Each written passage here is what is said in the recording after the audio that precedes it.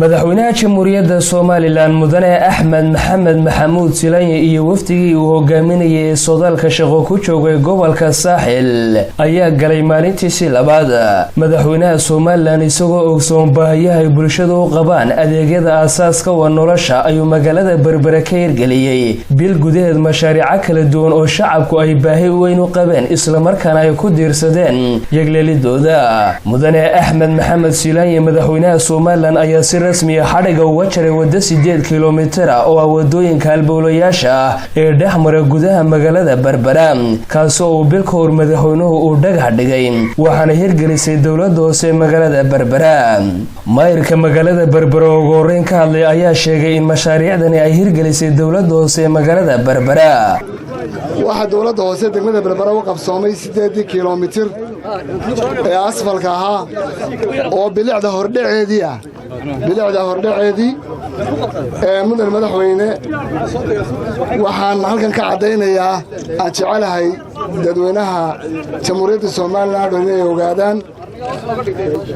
dawladda hoose ee degmada Berbera ayaa fulisay mashaariicda oo dhan boqolkiiba 0.0001 kama aha waxa hay'adaha naga soo galaa halka maanta 8 kiiloomitir ee aad filayso waa hordhicii bilicda magaalada. dawladda hoose degmada Berbera waxay ku nabad gashay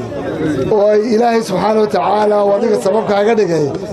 inaan dhaqaalaha degmada Berbera cid faragelin ku sameeyay habeerataan jirin. barasaabka gobolka Saaxil ayaa isna madashaasi ka hadlay waxaana uu yiri midda kale madaxweyne halkan aan joogno ayaa maalintii aan dhagaxa dhigtay naga tagtay ee bilaabayni yaan xaqani waxaan reer Berbera uga jeediyay wixii aad dawladda hoose aad ka sugayseen ee aad lahaydeen aawaya maanta maxaan joognaa bay yiraahdeen way qireen waxaan marlabaad ku leeyahay madaxweyne aad baad kugu mahadinaynaa. wasiirka wasaaradda arrimaha gudaha ee Soomaaliland ayaa soo dhaweeyay mashaariicdaasi ay fulisay dawladda hoose ee magaalada Berbera. marka kursiga maanta ay ku fadhiyaan maayirka Berbera iyo maamulkoodu waa kursi shaqaynaya waxaana shaqaynaya madaxweyne ragga ku fadhiya. marka waxaan leeyahay waxa weeye runtii dawladdii hoose u horeysay ee 8 kiiloomitir oo asfalka nooca u dambeeya dhigtay oo ku wareejisay magaalada waxaana madaxweyne tiim noo ama halku dhig hadaan nahay wasaaradda dakhliga sanadka 2015 inaanu magaalooyinka bilicdooda hagaajino waxaana u horeeya dawladda hoose ee Berbera ayaa bilowday waana la dhiraynaya haddii la yiraahdo magaalada. madaxweynaha Soomaaliland mudane Axmed Maxamed Silaanye ayaa ku dhiirigeliyay madaxda gobolka gaar ahaan dawladda hoose inay sii wadaan mashaariicahaasi. aad iyo aad bay dalka iyo dadkii gobolka muhiimad weyn ugu leedahay waana ku dhiirigelinaya waana ku bogaadinayaa dawladda hoose iyo intii ka hawlgashada oo dhan insha Allah ta'ala talaabooyinka horumarka ee ka muuqda gobolka iyo degmadu waa mid aad iyo aad inoo wada dhiirigelinaysa kulligeed waana mid aan ku hambalyeynay reer Berbera iyo mas'uuliyiinta iyo dadka xilkaas intaba insha Allah ta'ala anaguna wixii dhinacyada looga baado ee waajib nagu ah xilkayga waa ka soo bixi doonaa insha Allah ta'ala. geesta kale madaxweynaha Soomaaliland waxa uu dhagax dhigay xafiiska wasaaradda deegaanka ee gobolka Saaxil kaasoo dib u dhis iyo casriyeyn ballaaran lagu sameyn doono. wasiirka wasaaradda deegaanka ee Soomaaliland oo ka hadashay ayaa ku tilmaantay dhagax dhigistaasi mid guul ah wasaaradda deegaanka. maanta waxay noo tahay waxa maalin qiimo leh oo qaaya leh aan la soo koobi karaynin. maanta waxa weeyaan maalin anaga ka wasaarad ahaan runtii noogu suntan taariikhda sababta xaruntii Berbera ee aad arkaysa iyo say u dayacnayd ayaa maanta la dhagax dhigayaa sidii ugu dhaqsaha badnaydna waa loo dhisay haddii la yiraahdo waxaana dhisaysaa madaxweyne hay'adda la yiraahdo ama sanduuqa imika horumarinta ee aynu dhanaahno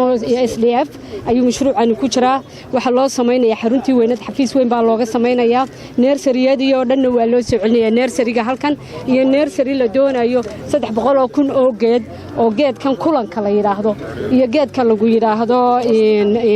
Berbera caanka ku ee dhamasta labadaasba in laga soo saaro 300,000 oo geed ayaa Berbera u qorshaysan wasaaraddan u qorshaysan. madaxweynaha Soomaaliland mudane Axmed Silaanye oo ka hadlay dhagax dhigistaasi ayaa yiri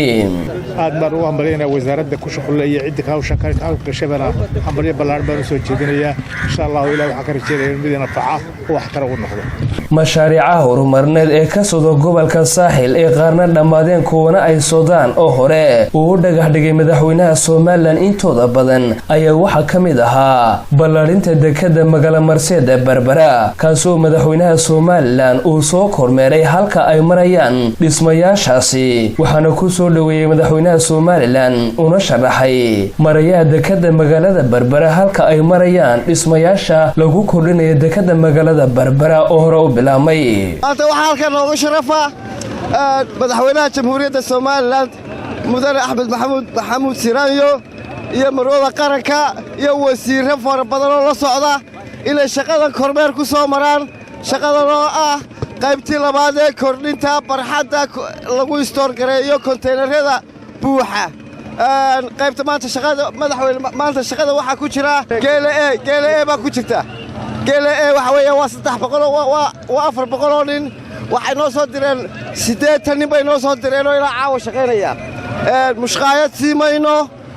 jeebkooda ay ka cunayaan qada siimayna iska wax u qabsay ku shaqeynayaan maanta beritana qolada labaad baa gelaysa saas maanta haddii aan la waxaan rajaynaynaa muddo 2 bilood ah haddii aan la yiraahdo inaan ku dhamayno qaybta labaad oo noqonaysa ilaa 3 hektar shubkeeda iyo dhamaystirkeeda madaxweyne Axmed Silaanyo ayaa uga mahad celiyay maamulka dekada iyo shaqaalaheeda sida fiican ay hawlaha qaranka wadaan ma sha Allah aad iyo aad baan ugu mahadnaqayaa qorada dekada iyo dhalinyarada halka shaqeynayso oo dhan hawsha fiican ee waxtar kale qiimaha leh hawsha halka wadaan ilaahayna la qabto mashaariicaan kala duwan ee dhinaca horumarka ee ka socda gobolka saaxil ayaa wax weyn ka tari doona quruxda magaalada Axmed Zaki Daahir Xasan iyo Cabdilaahi Cali Suudi telefishinka qaranka Soomaaliland magaalada Berbera ee xarunta gobolka saaxil